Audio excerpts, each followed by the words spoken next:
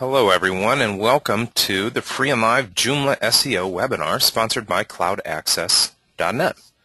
This free and live webinar is for anyone interested in learning how to use core Joomla features to enhance your search engine page rankings.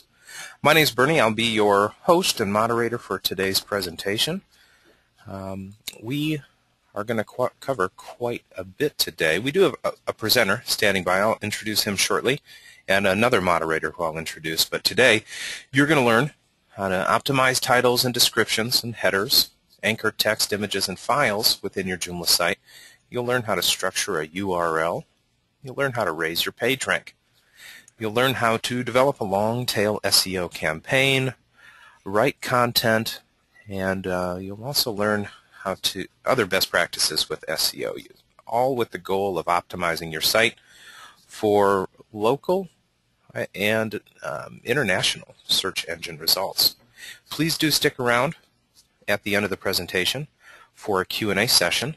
You can locate your GoToMeeting slide out area where you have a question, a place to type and post a question that will come to me. I will help moderate those questions to our presenters today.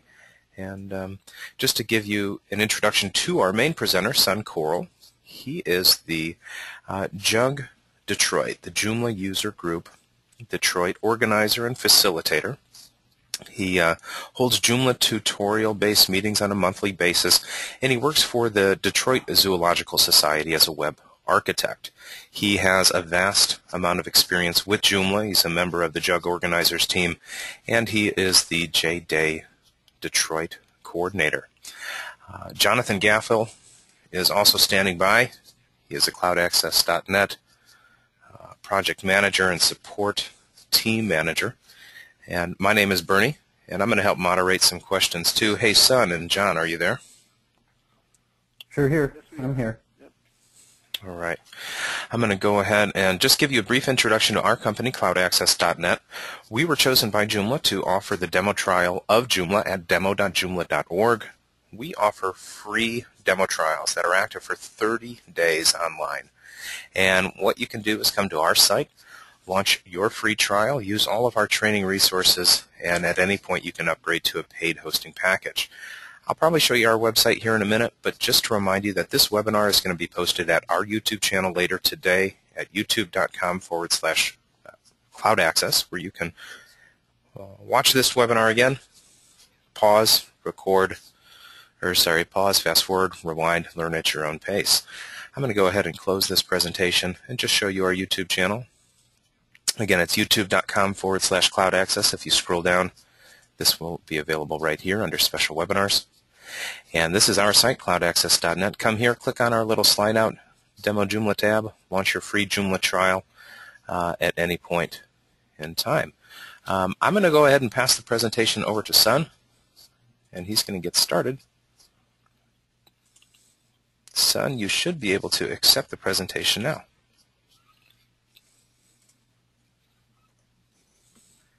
Okay, I've got the presentation. Are you seeing my startup screen? Yes, we are. Okay, good.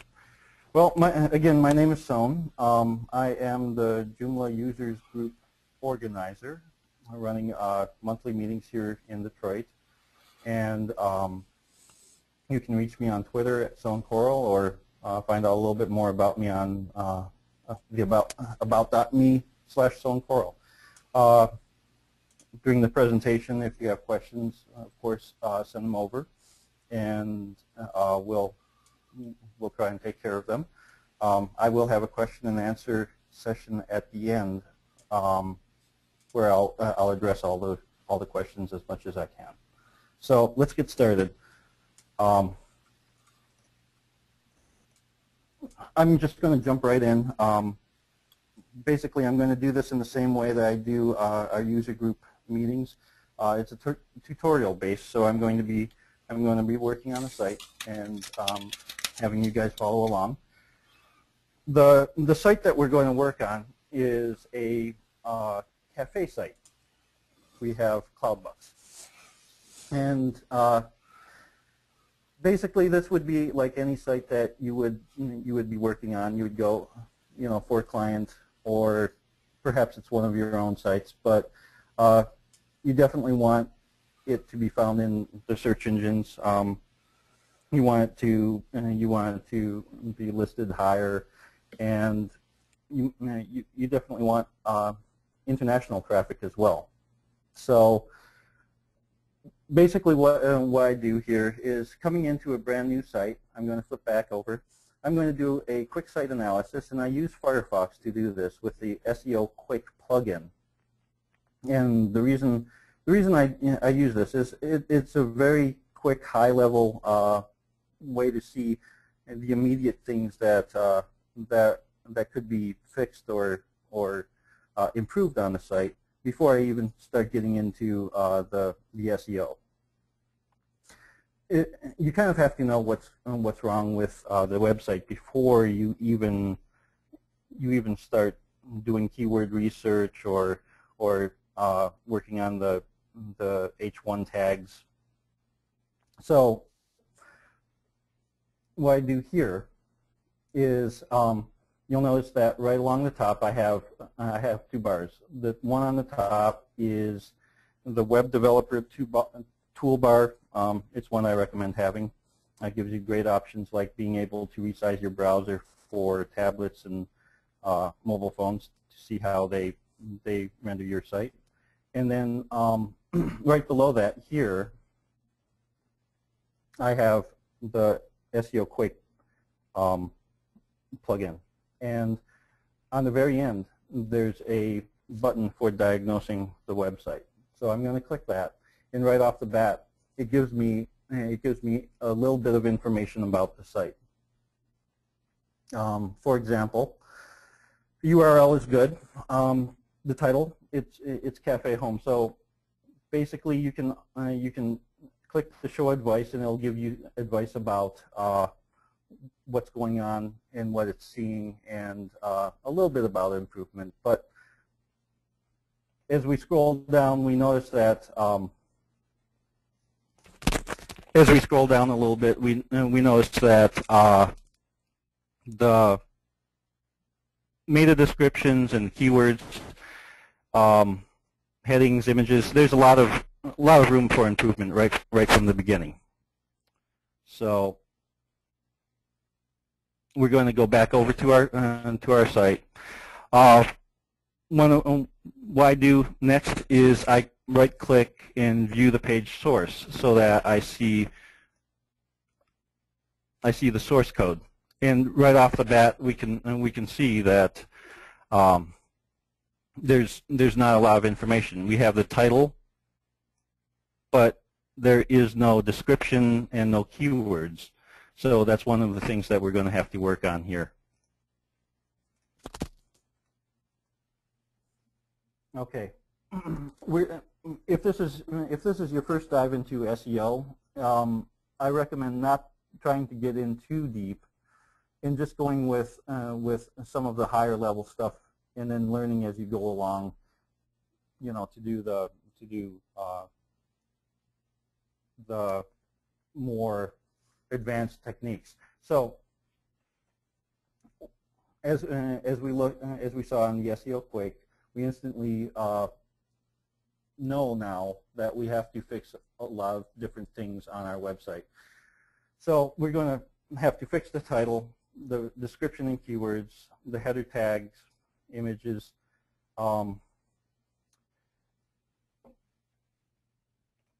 As we look down further, we also need a sitemap. Google Analytics really needs a sitemap to properly index your website. So that's something that we would have to add. Google Analytics hasn't been added to the site to begin with, so we're going to have to add it as well. So what we're going to do is we're going to log into the administration control panel. And once you log in, you'll be presented with the main screen and the main control panel screen. So the first thing in our list was to take care of the title. Now, Cafe Home it works, but it's not optimized. The website and the company is named CloudBucks, so we want to optimize this for searches. So right off the bat, you can go into the global configuration, and I'm going to change this to CloudBucks. So that's the first place.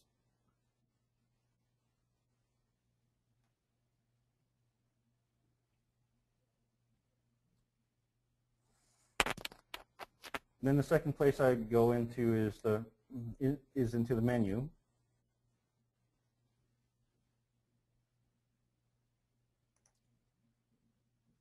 And into the cafe home.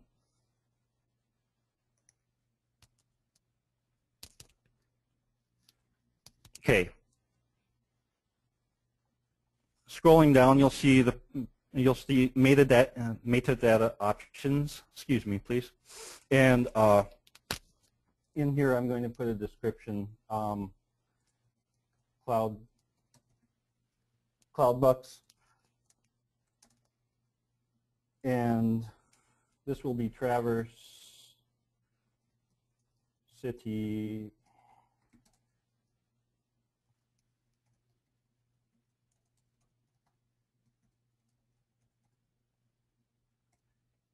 Now, we're going to hit local searches with the Traverse City, and we're going to now also go for countrywide and international searches with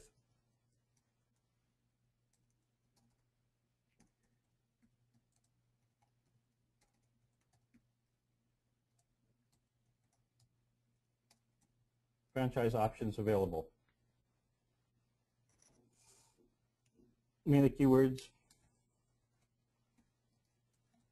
Some of the main keywords that I put in would be just the high-level ones, the low-hanging fruit here.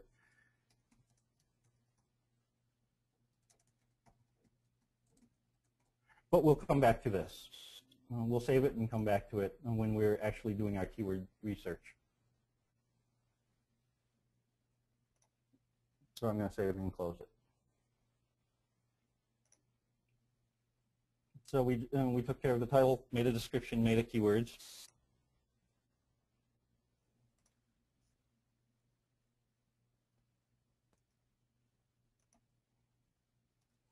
And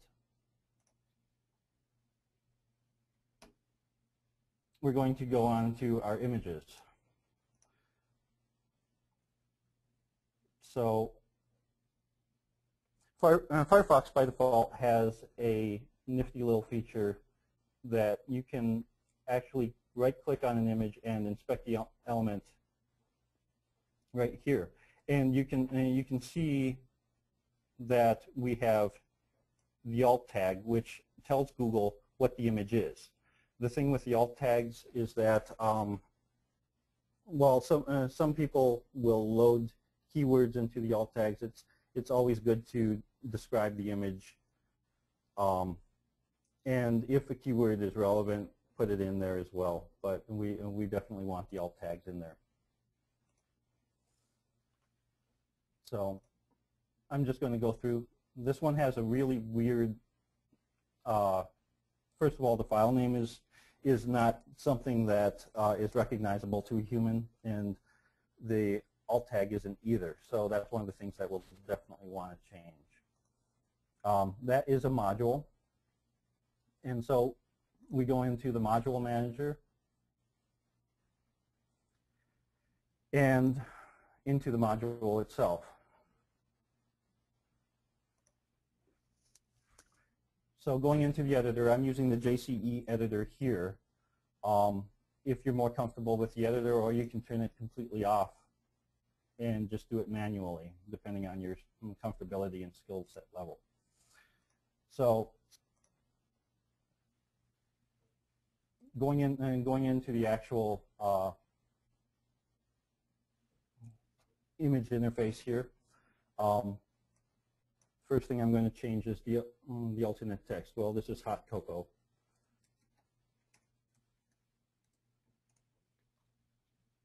And update that. Now, turning the editor off, you can see that the alt has changed.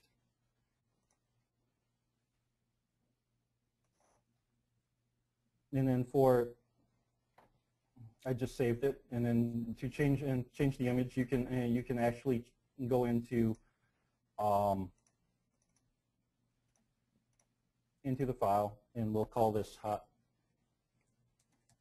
cocoa. And I'm just going to re-upload the image. This is probably the easier way to do it. There are other ways, but for now we'll just leave it as the simple way.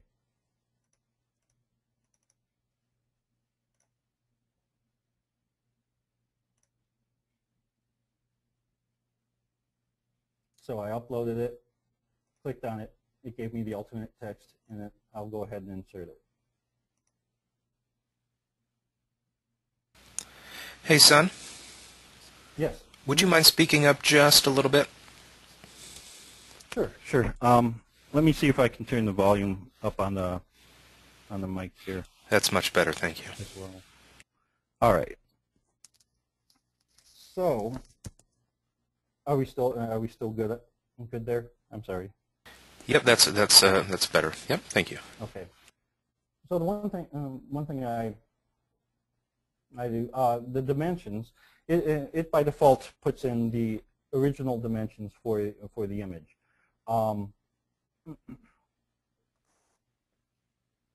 With this particular image, we're going to just set it at 100%, so it fills up the module position, and then clear out the second box and update it. So it ends up being really, really large in your editor, but when you save it and you go back to the home page, I forgot to clear out the second one. I'm sorry, but it comes down to the right size. Let me go ahead and clear the second one out real quick. I'm sorry about that.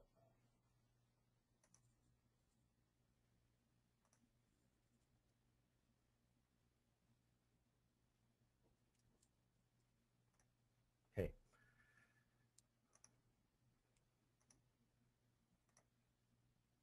So now that being done, we can go through all the rest of the images as well. But now that I've gone through one of them, I'm not going to do all of them here. The second thing that I noticed here was that we have H2 headings, H3 headings, but no H1. And that's partly because we have an image as our logo. So what I'm going to do here is on the home page, we have our home article, the featured article right here. We're Traverse City's only coffee shop.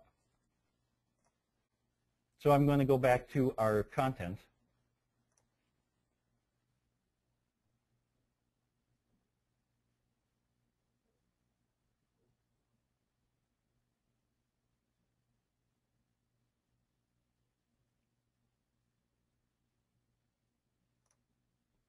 Okay. Oops, I'm sorry. Let me close that out.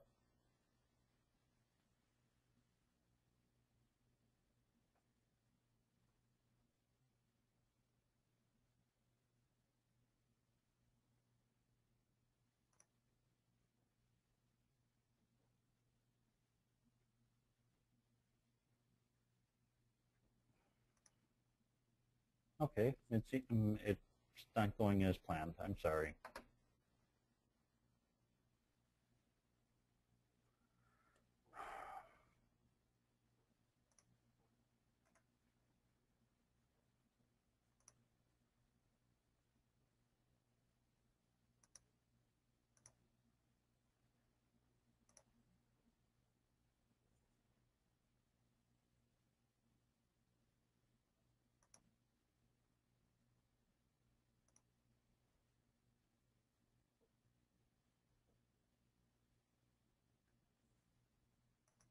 what I'm going to do is I'm going to change this this title into an H1 tag so that we get a good title. Going back to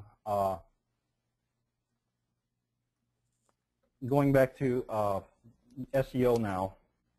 What I want to bring out is that one of the fastest and easiest ways to SEO a website is to add a blog to it.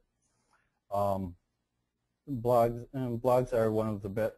The reason that the blog is one of the best ways to optimize your site is that you control just about everything with a blog. You can update the content as frequently or infrequently as you want, but Google really does like to see changing content quite frequently. So I personally try and go for between 2 and 3 articles a week.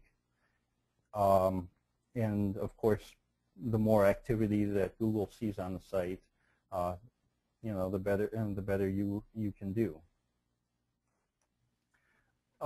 With your blog posts, you can target specific keywords, and with each post, I usually try and target a relevant keyword. I usually try and target a relevant keyword that people would be searching for, and it's the first step into the more advanced SEO techniques and inbound marketing. But let's take a look at keyword research.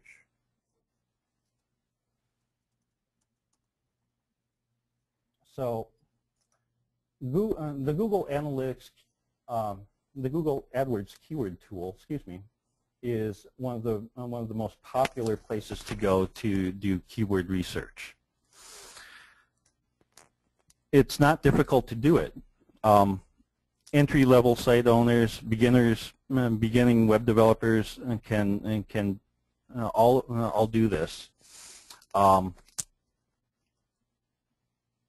But what you want to do is generate a list of keywords that you think people would search your site for, or be searching for to find your site. For example, since we have a coffee shop, and people might be looking for best coffee shops, cafes.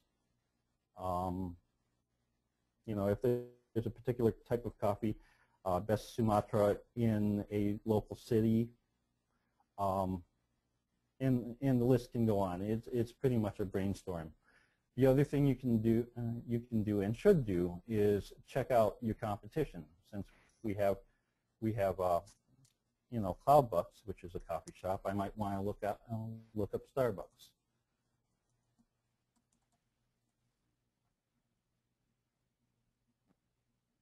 And I want to see what kind of keywords they're using as well. So I'll take a look at the page source, and I can grab these keywords and put them into my file, and see how they rank. And there's some specific ones down here: the latte, the mocha, macchiato. I might try for as well, or variations on that as well. And I'll plug it into our AdWords tool. So the other thing about blogs is that they generally don't cost anything for you to add to your site, and they can help you increase search engines, your optimization, and your page rank on the search engines as well. So with the keyword research, it's vital to do this. I wouldn't put together a site without doing keyword research myself. Basically, you could say keywords are like a sign on the outside of a brick and mortar store. In our example here, we've got the store closing, stock reduced, everything must go. and it actually catches this person's eye. The keywords are on your site do roughly the same thing, and they're good indication of what the site's content is. So as I said before, you want to create a list of keywords that you think are important, and visit your top competitors and view their keywords as well. And you can go to the keyword tool, which I just showed you, and plug them in. So with one of the ones, I wanted to do a national search. So I decided to do the coffee shop franchise and see how that did. And I'll do it once more here.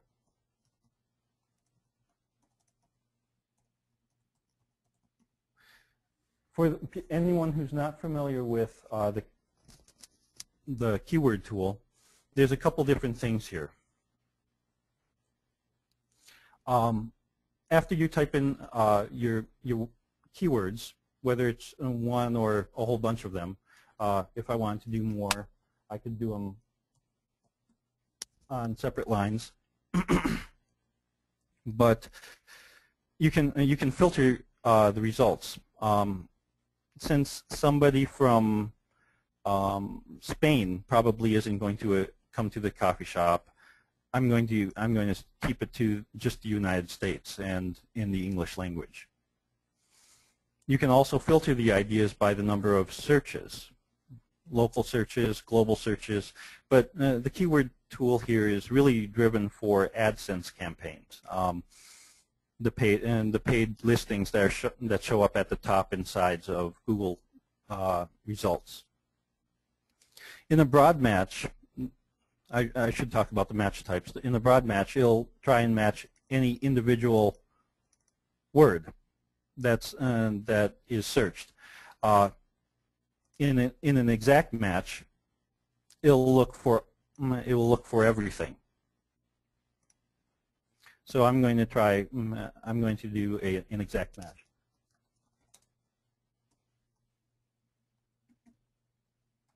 Hopefully I got that right. Nope.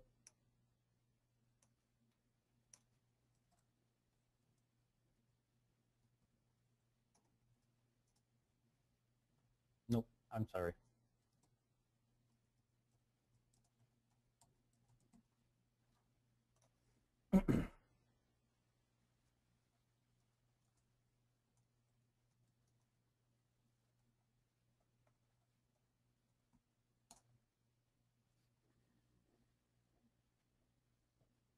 So the global monthly searches is, of course, people searching all over the world. Local monthly searches is not the state of Michigan, but it is the U.S. It goes by country. So you can see right off the bat that we have 880 globals and 260 locals. But I'm also going to scroll down a little bit and see the variations of my search term to look for other opportunities down here. For franchises, you know, we have all different versions of this, but one that might catch my eye is, you know, the franchise opportunities, franchise information, franchise company. So what I'm going to do here is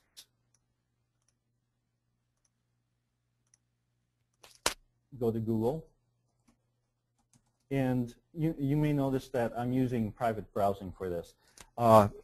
Private browsing will help sanitize the results. It won't put your, if you're logged in, it'll give you personalized results. So you may want to log out for this and go into the private browsing so that you get the most clean results possible. But I'm going to try my keyword. Coffee shop franchise.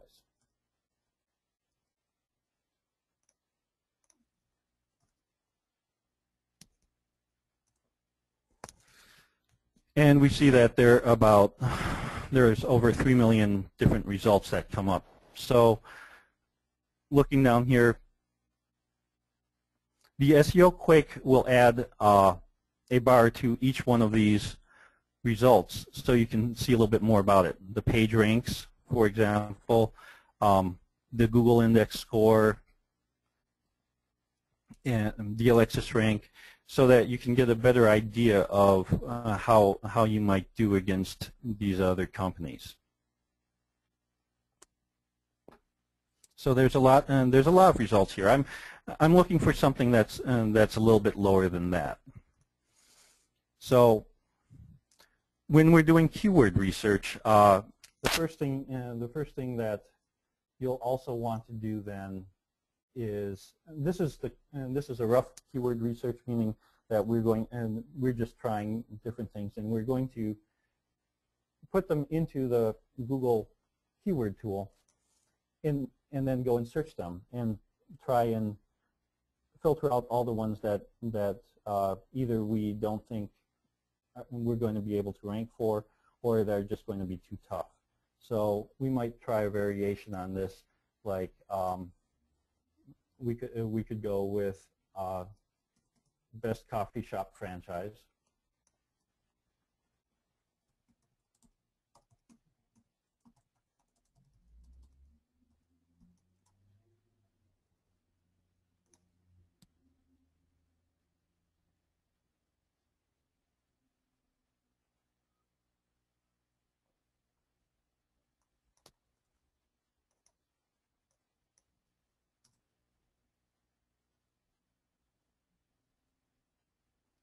And it didn't come down that much. So it's trying out different keywords and looking for something that's going to have fewer results. Under 500,000 is a good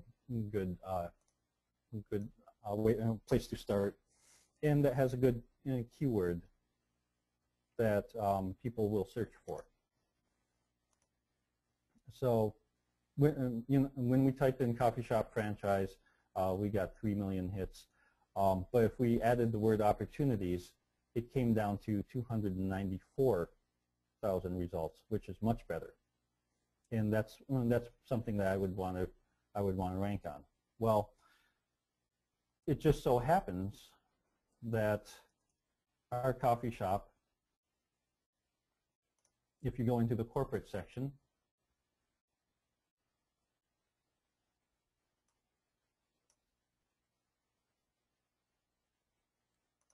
let me close that out, I'm sorry, has franchise opportunities.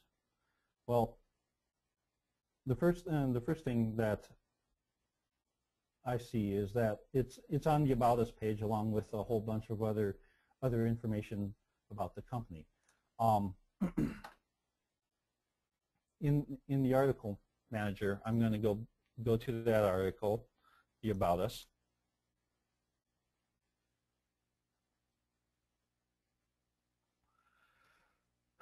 And I'm going to pull the franchise opportunities off of this page.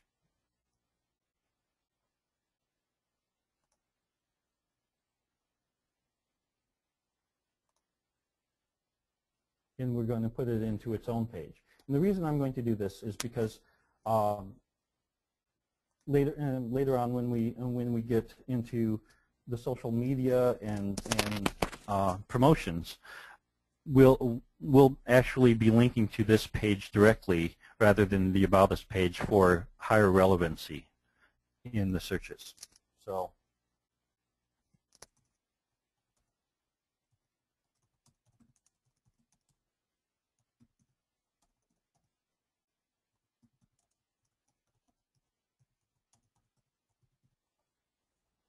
I give it the CloudBucks franchise opportunities title, and then I go back to my keywords tool, and actually I didn't put it in there, I'm sorry. If I had, I would take that term, and I definitely want to add it in as a subheader. In this case, I chose to make it a heading 3. Oops. With your keywords, you're really shooting for between 3 and 5% of your total content on a page would be your keyword. So here, since there's not a lot of content, I'll put it in there once, and then I would put it into our content maybe one time, but that would be it. And we save and close it. Now, because this is Joomla,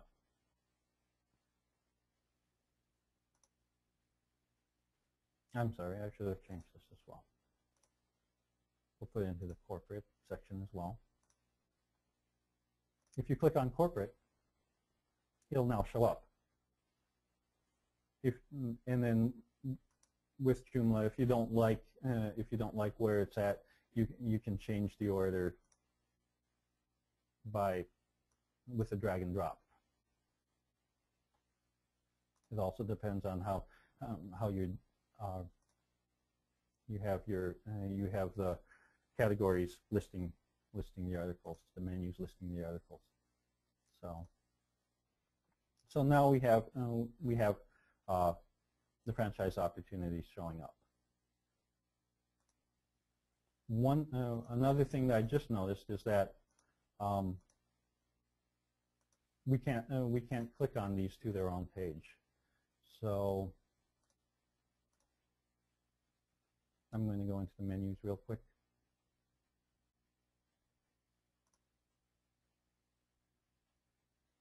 And I'm going to enable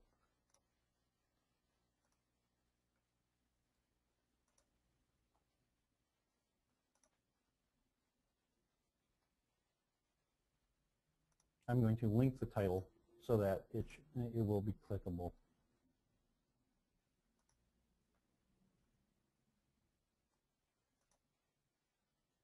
So now we have our own page. Notice in the something important about our URLs.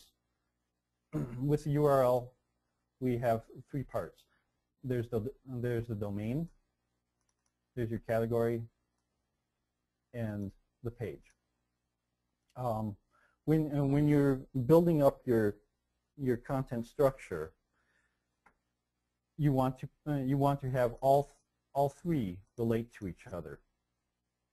So, for example, as you can see, with the locations, I would want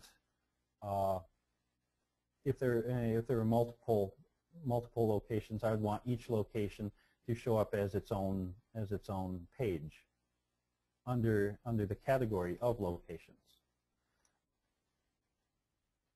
With the menu items,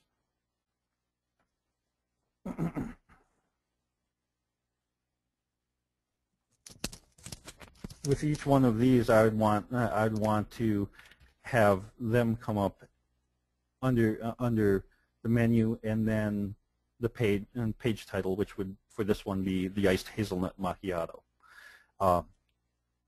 It's a good practice for search engine optimization. Coming back to this, we're going to go into the franchise opportunities, and this is the page that I would take out to Facebook, to Twitter, to the social medias, and promote and create backlinks back to our site.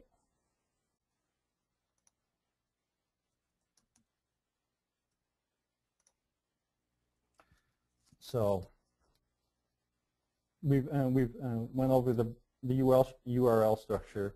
We went over the category and added the articles in the appropriate categories.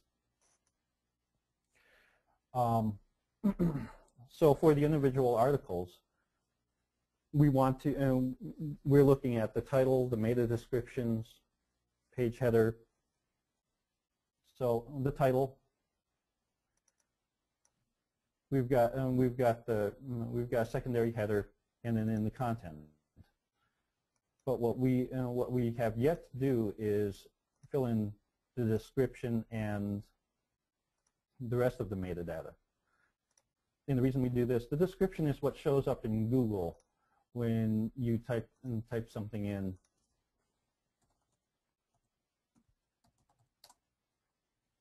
Into the search bar, and you do a query.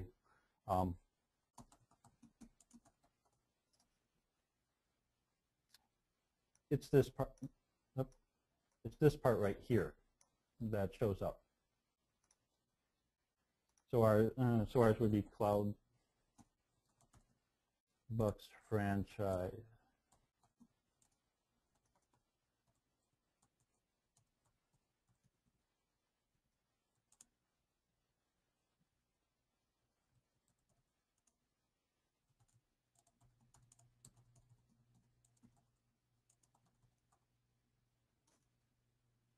And then your keywords, franchise.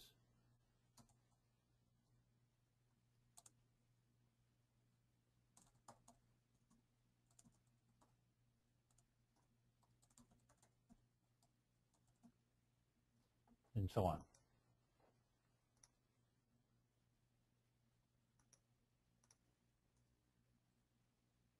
And I'm going to refresh the page. And now it puts all of that right into your source code, and that's what Google picks up.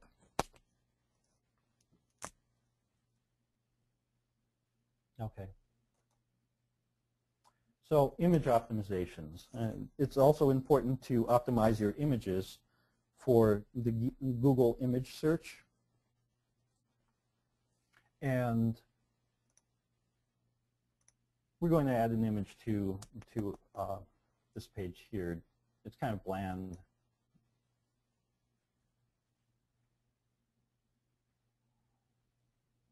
So I'm going to go back into the content.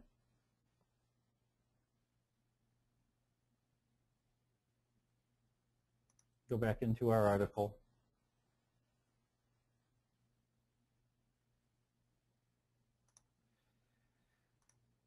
And we're going to add an image here.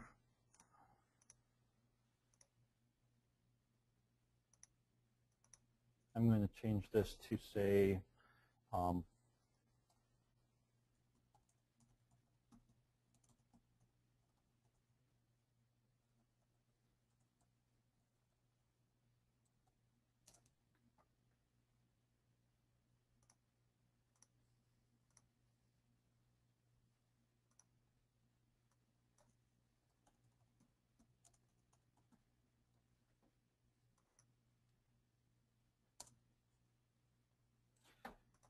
using the JC editor, you can resize your images just by dragging, but for true image optimization, you want to have them cropped to the right size right from the beginning.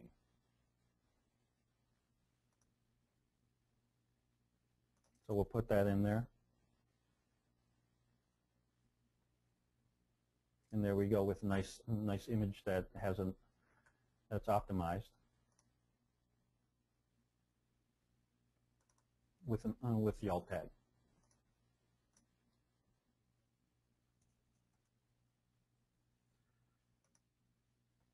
So another important part of SEO is to show your authority and the relevancy between articles within the same category. So our franchise opportunities is in the same category as is the about, all the rest of the about. If we go into the menu items, we have different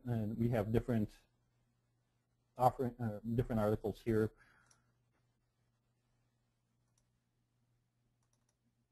Since the other since we have a hot macchiato as well, I can interlink these two through linking. Let me go there. and what this is doing is it's building the relationship between the two. So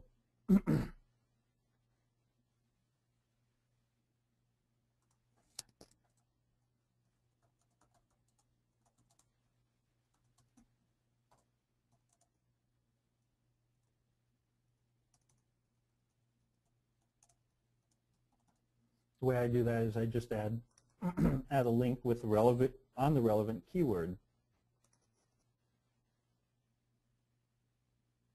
to the other article.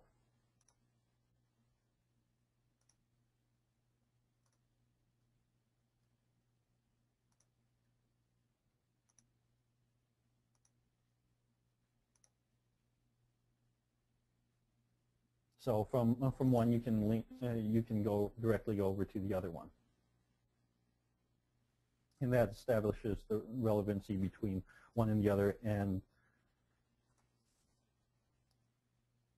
Google will be able to follow it from one to the next.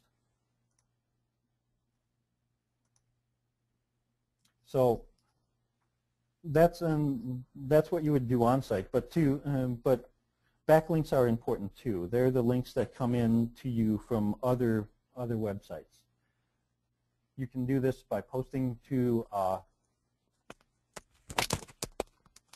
the social media networks like Facebook and Twitter.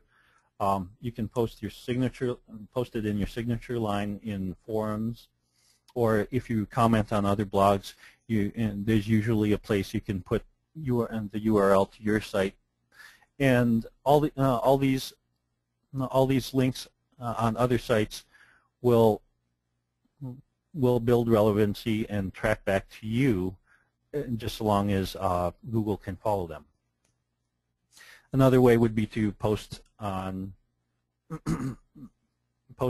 other relevant sites through guest posting, and usually it's just submitting an article to the other site, and if they put it up, they usually put it up with a source link that comes back to your site.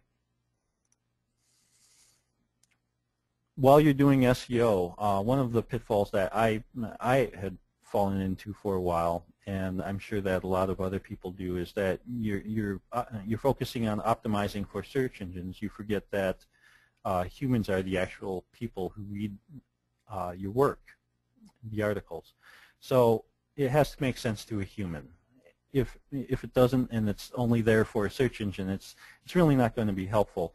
And if you're trying to gain clients or customers, you'll lose them if it doesn't make sense to them. Also, by using a blog, you can engage your visitors in many different ways. I listed a couple here with either polls, comments, multimedias, like if you put up YouTube videos, you can embed them right into your site so that they can watch. And this also helps SEO, because the more involved that they are and the longer that they stay on your site, Google's going to see that, and it's going to think, and they're going to say, there's got to be something, and there's got to be something good with the site, because people are coming and they're staying on the site for longer periods of time. So we're going to rank it a little bit higher, and that goes into the factors.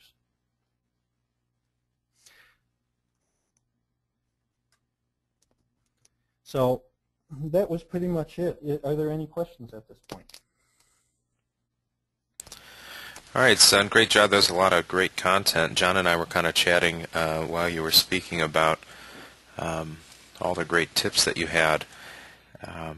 There were a few audio issues and many questions coming in, and John was trying to get to some of those as the webinar progressed. But I think we'll read off a few questions. Folks, if you want to locate that slide out, go to Meeting Question area, send us a question.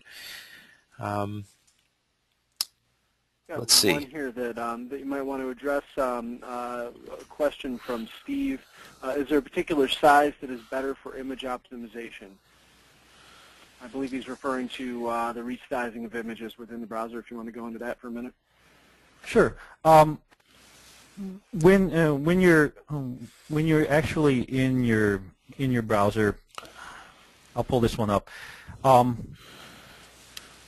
If we view the image, it's exactly the same size when you view it alone as it displays on the page. That's perfect. If you take a very large image, and let me go into one here.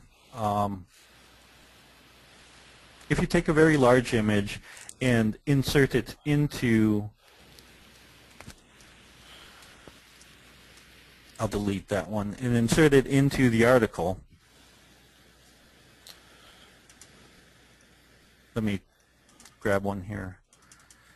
Here, that's a header image, so it's 700 pixels wide.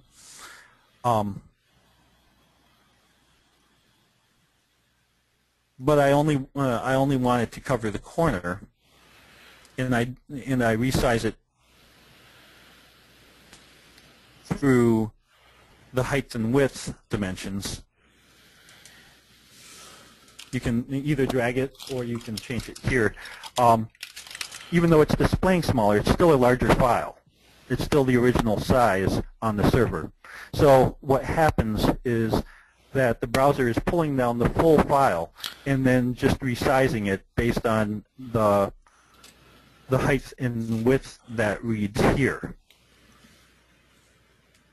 So you're actually having people pull down more, more data than they really need to.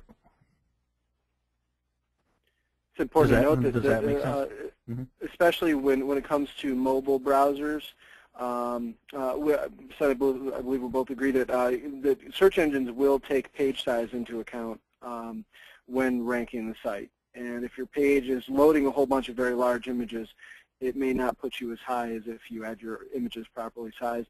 But also, just asking a mobile user to download a bunch of large images when they're displaying very small on your site is not best practices as well. So.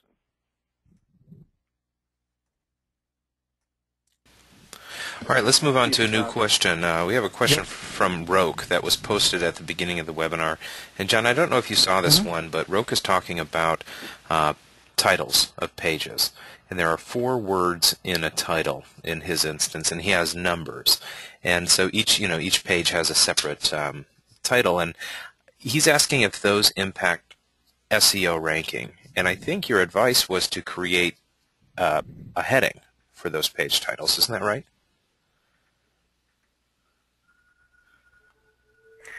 For the page titles, yeah, you can create a heading. I'm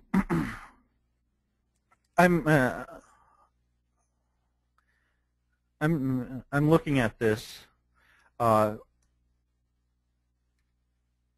and the 16 opportunities that he provided looks like it's. Yeah, it is the category ID. There are extensions out there that can strip those away automatically from the URL, but they should not show up within the page content.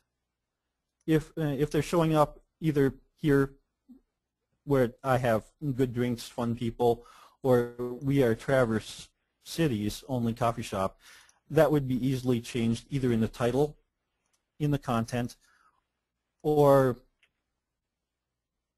in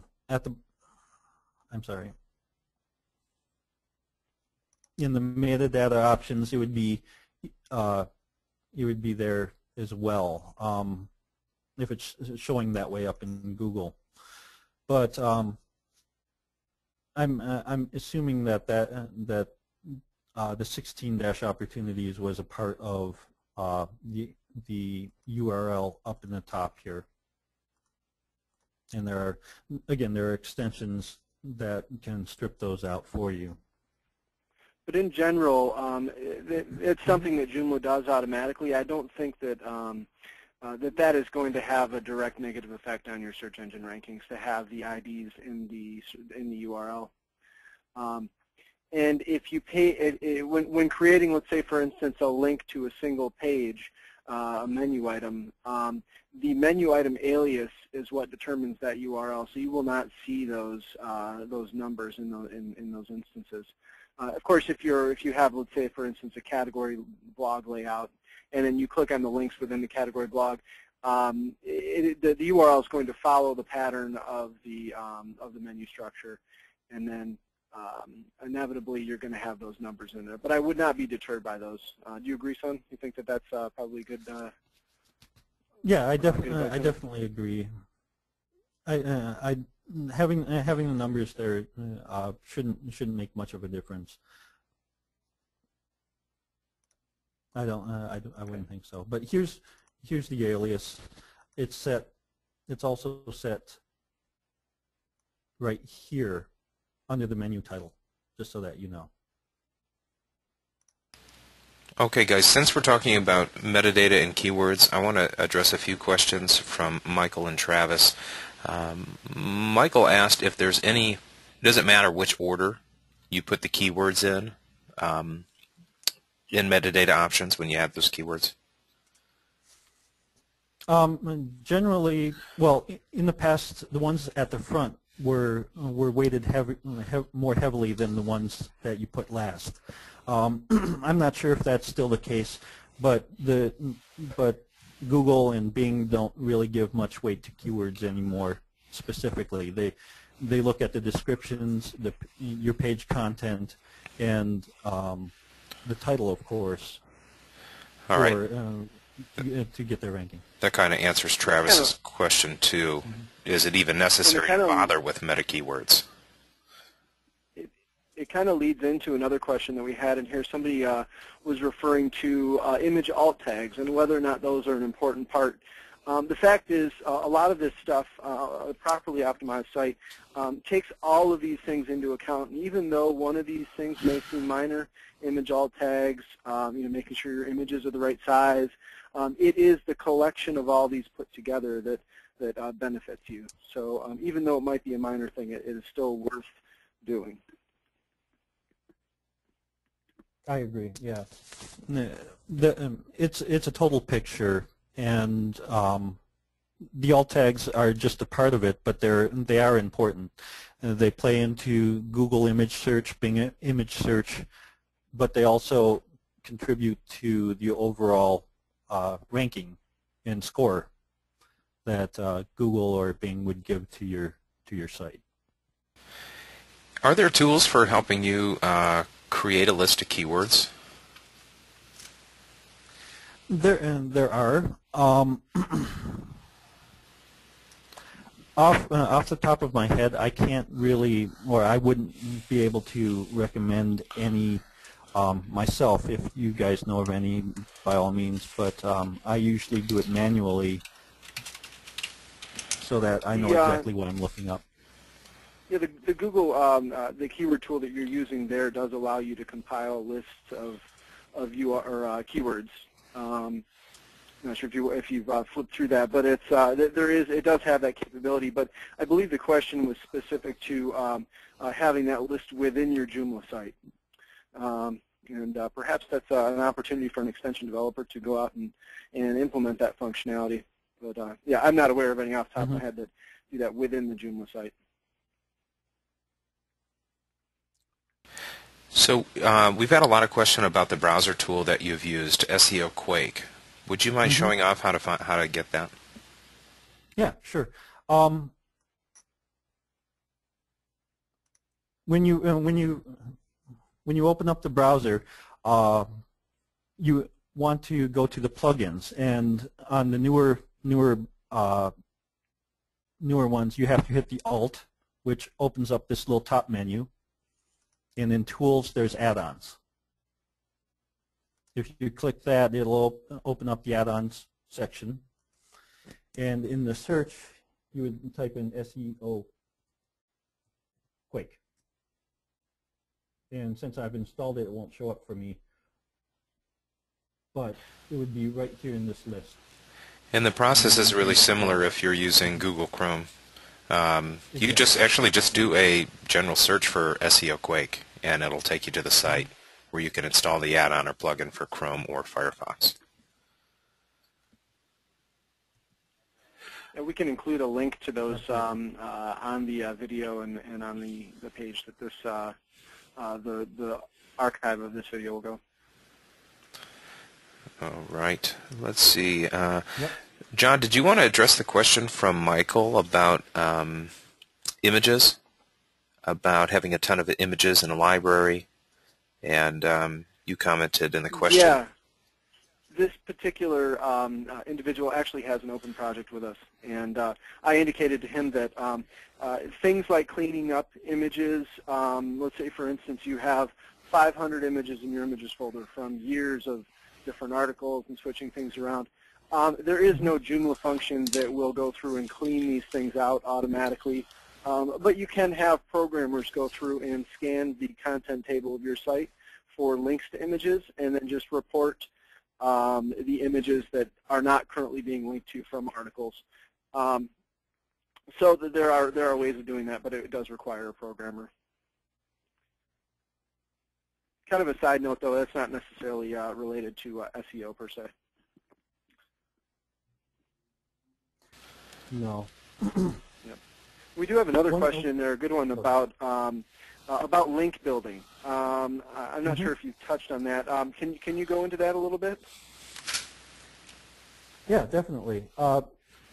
Link building is a process of where you're going to other websites and either creating links back to yours or building it up on your own website. And so the first example that I had was to build links up internally on your site, and it's called interlinking.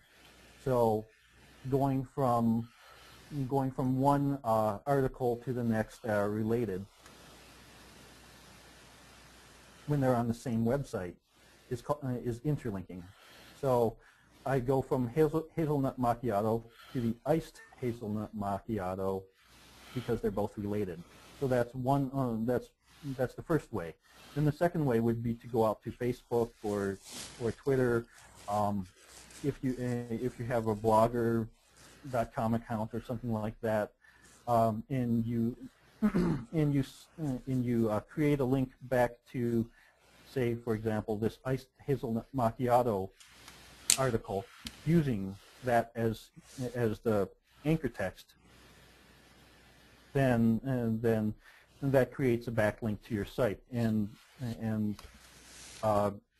building up these links creates both the authority and the relevancy that Google sees, and will help you rank higher. Also, a couple of things that I've brought up a couple of things in past webinars that I'll mention to people now. Mm-hmm. If you're looking for links from other sites, it's important. It shows the popularity of your own site if you have links from these other sites. A couple of places you might want to start. Let's say, for instance, you are a coffee shop. You may have distributors or people that sell you the products. Oftentimes, these people have websites that display, the people they sell to. Go to the businesses that you work with and say, hey, we'd like to, swap links back and forth. Also, just reaching out and sending an email to other sites out there that are related to yours and say, hey, we're on the same field here, maybe not direct competitors. Link building in general is a difficult and time-consuming thing in some cases, but it's well worth it. The fact if you get just a few important links from some big entities, it can really boost your general the popularity of your site in Google's view. And another thing that I also want to bring up is that you also want to make it easier for people to link to your site in some cases. You might see some people actually have a little spot where people can easily click and create a link to a specific page. So those are some things to keep in mind as well. All right, a lot of questions about the blog. So you're talking a lot about blogs, and Jonathan posted a question about is it better to have the blog within the website or with a third-party blogging type of system, like you have a different site for your blog other than your main property. Right. I think that having the blog on your main site is well, it's a must-have. For example, on the Joomla Detroit website, I set up a blog there and run regular articles, and that helps. Number one, it brings people back to the site, which is an ultimate goal. They keep coming back. In the analytics, I see the same people coming over and over, reading the new posts. So it gains a following. But for SEO purposes, Google also sees new articles being posted every couple days and knows that there's action going on the site. So I noticed that they come and scan my site more often, and I've been ranking higher, a little bit higher, because I started doing the blogging. I also will blog on a third-party site and maybe write a summary of the article so it's not the same content, and then link to the related post, and that helps build the backlink to me as well, and then I'll tweet it out from there or put it on Facebook. But I do both, and I recommend, if you have the time, doing both. If you only have a very limited amount of time, I would recommend doing it directly on the main site, because that's what you want the activity to show up on. All right, I think you answered. Joomla itself is a great blogging platform that has all the features that you would need. If you do need additional features, for instance, on the CloudAccess.net website, we were looking for additional features to use with our blog, so we actually installed a third-party extension that handles that blogging functionality and offers us those additional features. Go ahead, Bernie. Yeah, I think you answered Colt's question too. If you're adding content to your site, period, it's being recognized. So Sun had mentioned posting 2 to 3 blog articles a week, and you know, you're going to get results if you're posting articles as well. New content is always good content. Marco, content is king. That's the most important thing. Right. Marcos had a question about local SEO. And John talked a lot about local SEO in our last webinar. Do you want to give him a couple tips for local? Yeah, sure. We can actually post the same links. Things obviously change pretty quickly in these types of areas, but obviously the first step would be to go out to all of the different business directories, you know, starting with the big ones like Google. You get on Google Maps by going and adding your business there. In some cases, they might have to send you a postcard to validate your business. If you're already on there, you may just have to go through a process of verifying that you're the owner of the business, and then it will show up in your Google account. And same goes with Bing and Yahoo. Get on those first, and then there are lots and lots of local business directories out there. And one of the most important things is just getting visible, getting out on as many of those as possible. Some of them, I will say, are kind of scams. They try to charge you money and stuff. You shouldn't need to pay money for any of this stuff. It should be, the listings are free. So that's probably my number one recommendation, is make sure your information is out there and accurate. And if I could add one thing to that, if you're a brick and mortar store, make sure that you do sign up for places for business with Google. That way, when someone's doing a search for a coffee house, you'll show up in the local listings as well. Absolutely. All right. Now, we get this question a lot when we talk about SEO and metadata. And is it more important to have metadata done on each article or in the global configuration area? In the past, we've told folks that metadata in an article will trump global configuration metadata. And yes, I agree with that. Each article has the potential to be a viral landing page and with, and setting the metadata for each individual article, you're adjusting the description, the keywords, and hopefully what people will find in the search results just a little bit, so that you can hit more than one key phrase. Okay. Now, this is a good question from Michael about Joomla 3 and locked URLs.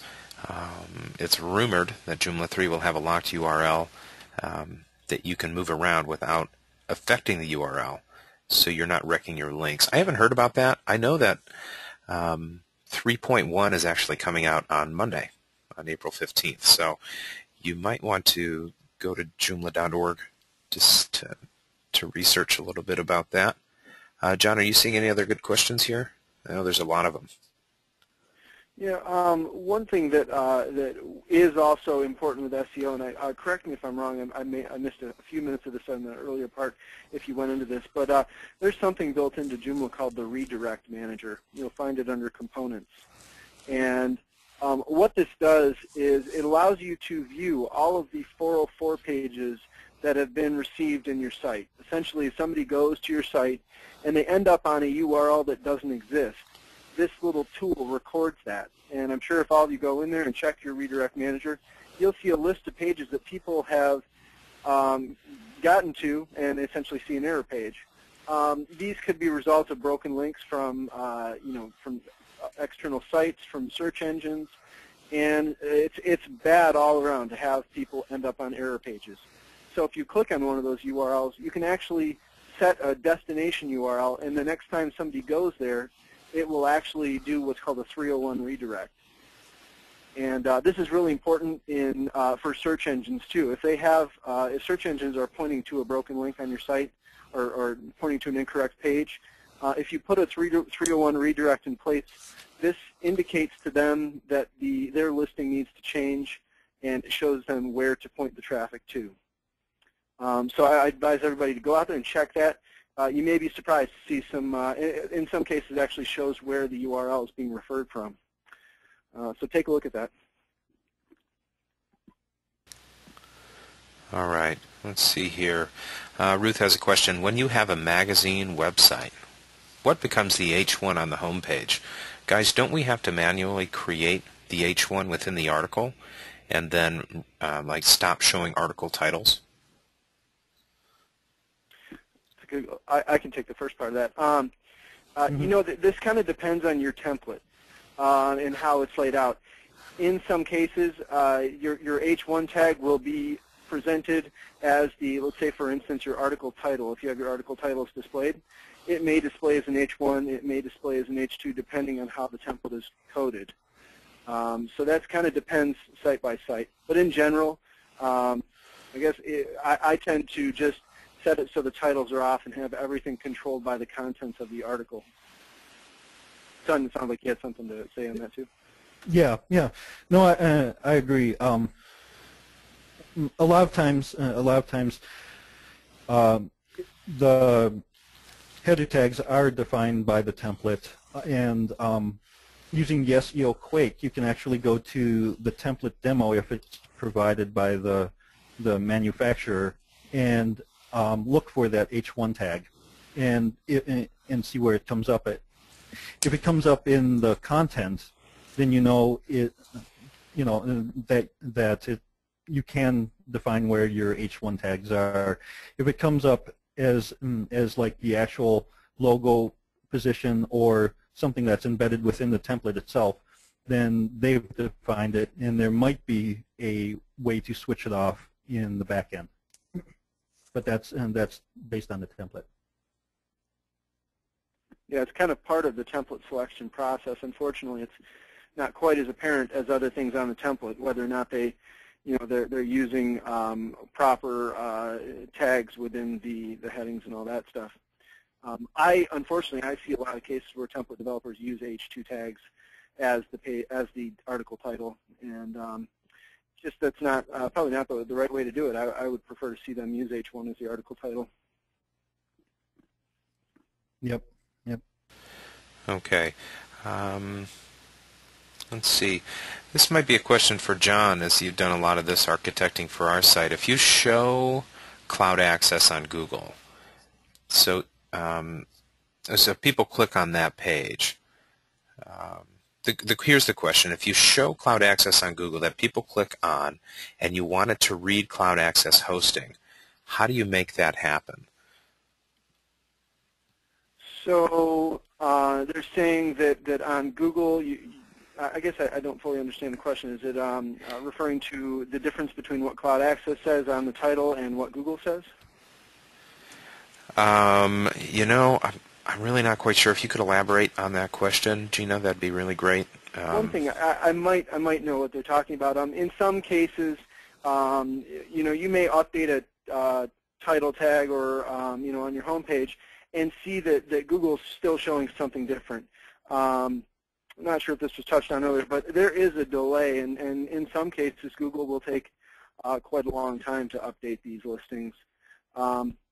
So that may or may not be what the person was indicating, but yeah, it just takes time for even though the search may go back and rescan the site many times, let's say 5 times a week, they may not update the content right away. So there may be discrepancies between what you're seeing. Still a lot of questions about SEO Quake and if it's working better in Chrome or Firefox. Obviously, you see that Sohn is using Firefox. Sohn, a few people are interested in your web developer toolbar that you're also using. Oh, sure. The web developer toolbar is something that I use every now and then. But one of the cool features that I use is that when you want to see the different page sizes or the different sizes in a browser, you can view the responsive layouts, and it'll show you what your site's going to look like to some extent in the different viewports. So that's one of the quick things that I use to see, to see how everything lays out as I'm building a site. Another thing that go ahead. I'm sorry. Oh, no, I was going to go on a complete tangent based on what you said, but please complete your thought first. Sure. And going back to the actual site, under images, you can actually you can disable images. You can disable external images, so you can see only the images that are hosted on your site. You can display the alt attribute, and this is the quick way to make sure, you know what, this one right here doesn't have an alt tag. So it's a very quick way to double check and make sure that all your images have the proper alt tags. You can see the image dimensions. It just makes it really quick and easy. It's faster than trying to cut and paste it into a image editor to try and get the right size. It's just designed to speed up your job quite a bit faster than I guess the alternative. Another thing is you can take a look at the style sheets, move them around. I don't do much with that. I usually use the built-in tool to change things around. With Firefox and Chrome, if you right-click, you also do have the inspect element, which brings up that second window that gives you the HTML and the CSS. And then the other thing you can do, which I do a lot actually, is disabling the cache or clearing it out. So I'm sure that I'm getting the latest version of the page as I'm doing work. So in a nutshell, that's what it is.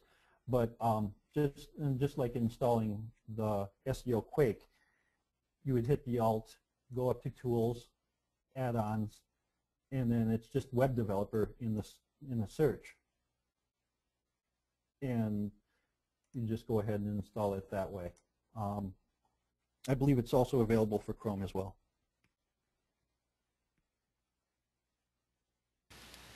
All right. Another question from Ruth. You might have answered it earlier. How does Google rate magazine and portfolio website and SEO rankings because they're heavy on images? I guess Google balances at the content and backlinks.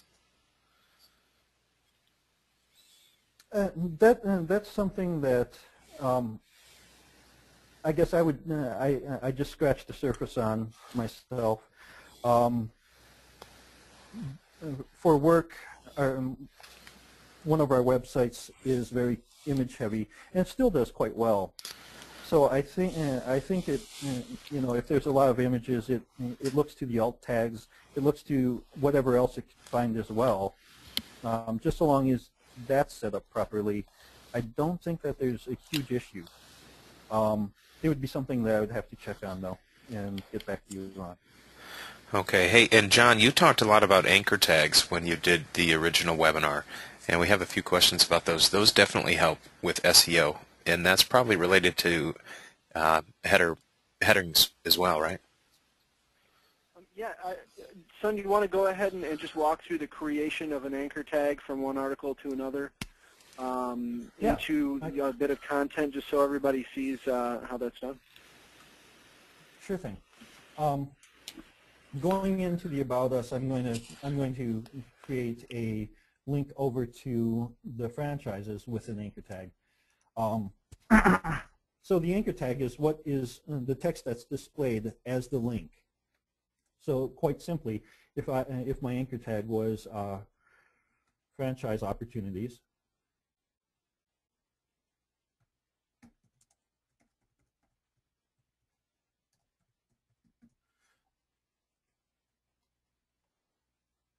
the franchise opportunities would be the anchor text. In the editor, it's pretty simple. You would just go in to either the menu or the content item and link it this way. But what I want to show you is on the back end actually, as soon as I link that up. Turning off the editor, you'll notice that here's the link, the href, but the franchise opportunities right here is your anchor. The one thing I didn't include on here was a link, an alt.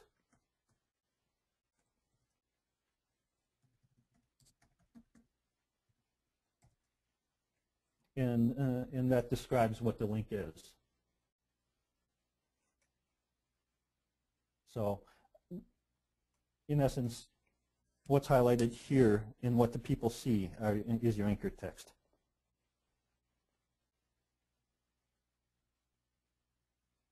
Does that answer the question? Well, I suppose so. Let us know if you need more information. A lot of folks are looking for a tool to test the load speed. What tools do you use to kind of measure that? These are great indications of an overview of your image size, your general page size. I personally use tools.pingdom.com. If you just go to Google and search Pingdom, P-I-N-G-D-O-M, tools, and webpagetest.org. Son, which one's your preferred? No, actually, I use that one too. And then Firebug also has a load tester or a load display as well, so that you can see what's taking up most of the load time. All right. And did you have an actual name for your developer toolbar? Still getting lots of questions about that. For this one? Yeah. The secondary? It's actually just web developer, or at least that's what if I used in the search. Let me see if they have. I believe it is just called Web Developer Toolbar. Yeah, web developer. Okay. Mm-hmm. Yep. So folks, you'll have to search for that to see if it's available for your browser. We've got time for just a few more questions, and I think, guys, we're going to have to host this one again. Just so many people turn out for these. We might even want to narrow down the topic for just a blog, SEO, or Yeah, good call. yeah, Yeah. so many questions. Let's see. Let's get a question here from Alexandra. New question. I have a nonprofit website where farmers can put links to their own websites. Is this a good thing, or does it hurt my website's optimization? Well, it depends on what type of link is going out. There's two types. There's a do follow and a no follow. The do follow will tell Google's search bots to follow the link to the other website. A no follow tells them that you don't want them to follow. So if in the case where you're not controlling the links that are being put up on your site, you may want to use a no follow. If you're in complete control, you can choose either do follow or no follow. Yeah, and there's actually a few questions about that. And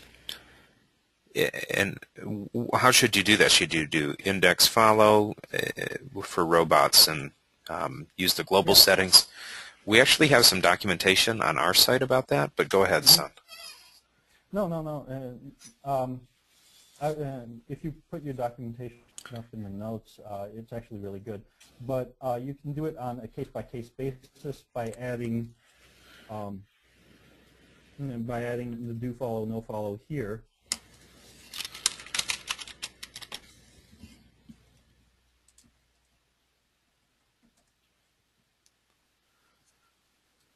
Sorry, I think my screen just froze for a second.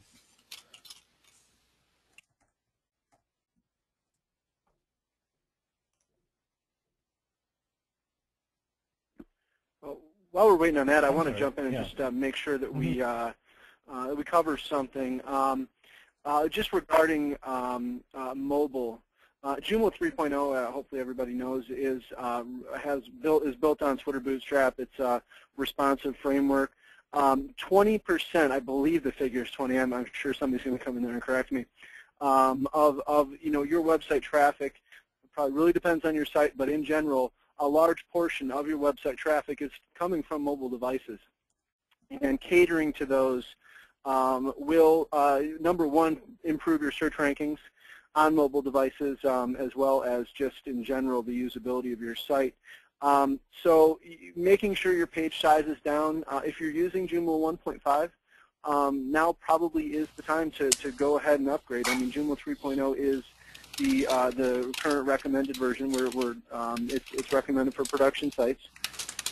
And so I guess I just recommend keep this in mind, that it's just going to be increasingly more and more people coming to your site on mobile devices.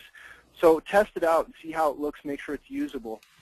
And it kind of leads into another thing called bounce rate. So I'm not sure if you touched on this, but there is an important factor called bounce rate. That would be when somebody comes to your site and then just leaves real quick. If they leave, let's say they click on your Google listing, they see that it's not what you're looking for, or maybe the site is not rendering correctly in the browser that they're using, they might click off, and that bounce rate has a negative effect.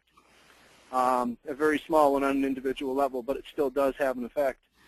So making sure that your site is rendering correctly in the different browsers, even mobile devices, it's worth going in and looking at it. Just pull your site up in each individual browser.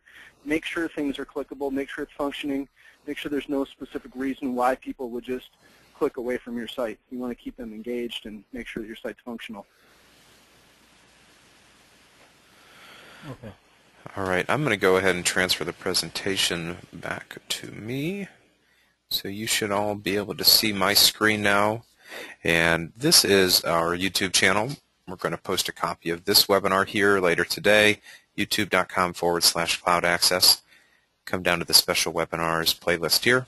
It will be here. It takes a few hours to archive to my computer before I can post it. And let me just point out a couple of the tools that were mentioned today. Pingdom.com can help you gauge your page load time to see what's causing. Basically just enter your URL, and you can just see which files are increasing your load time.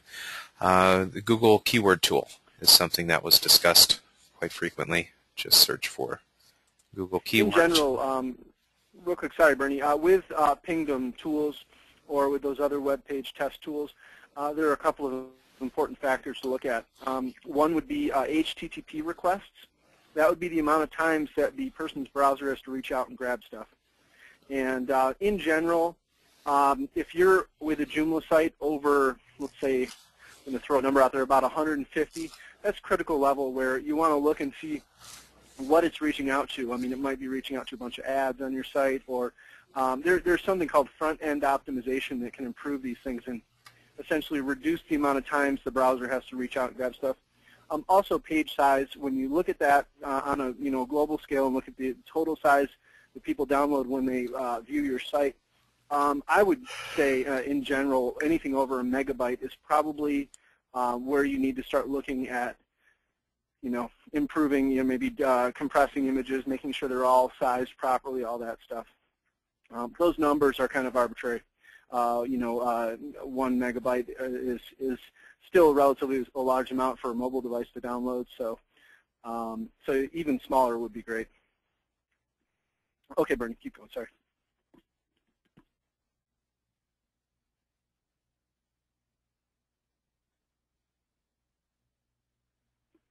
Bernie, you there? Did I lose you? Oh, sorry, folks. Pingdom.com, keywords, SEO Quake. We had a ton of questions about this and whether it's compatible with different browsers. You have to do some research on that. You can go to JoomlaDetroit.com and learn more about Sun and what he does. And don't forget, you can always come to CloudAccess.net to launch a free Joomla site. I want to thank everyone for attending today. Please stay tuned to our upcoming webinars. We are going to schedule, I think we need to schedule a few more of these guys, but break them down into different topics. So come to upcoming special webinars, and we'll probably expand this topic a little bit and keep talking about other extensions and components. We have a C Migrator webinar coming up if you have a WordPress site and you're interested in migrating to Joomla. We're also going to have a webinar about upgrading from 2.5 to 3.0. A lot of questions about that today too. People saw that Sun was using 3.0 and they thought it was pretty fancy. We have 2 iJoomla webinars coming up as well. For ad agency, you can build traffic on your site or collect money by the traffic that visits your site by placing advertisements, and a Joomla Art webinar about their free template, T3v3, which is going to be part of Core Joomla 3.5. And also a Jom Social webinar where you can learn about social, the #1 social component for Joomla. So thank you for attending, everybody. We had a lot of great information and a lot of great questions. Good luck developing that Joomla site and enhancing your SEO, and we hope to see you in a webinar very soon. Bye, everybody. Take care.